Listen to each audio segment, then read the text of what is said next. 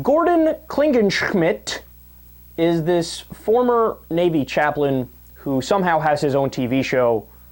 Don't ask me why, don't ask me how. It's incredible to me too. And he's big in far-right media. And all the clowns have him on their clown shows, and then he comes on and acts like a clown, and they could all be clownish together. Well, he has now come up with another conspiracy theory he would like to share with us. He's going to tell us what atheists and liberals are up to. If the Christians are driven out of the military, I think that is one of the goals of the atheist left, is to get rid of all the Christians in the military so they can take over. Well, now we see the Obama administration is stockpiling armored personnel carriers and the Department of Homeland Security, billions of rounds of ammunition.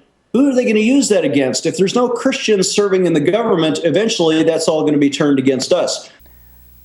Nailed it! All right, so let's try to break this down. So atheists want to take over the military, naturally, and they want to kick out the Christians. And Obama is stockpiling weapons to give to the atheists so we can commit genocide against the Christians. Here's a question.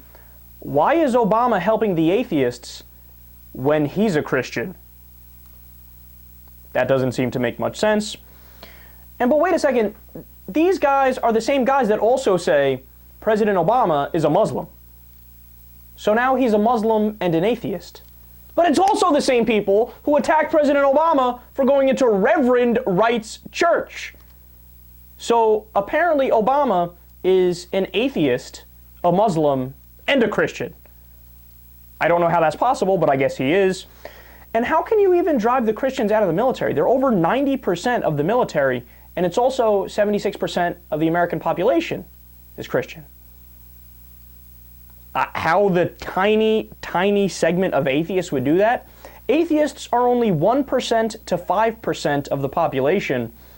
Non-religious people make up a larger percent, depending on which poll you look at, anywhere from 16% to 20% of the population.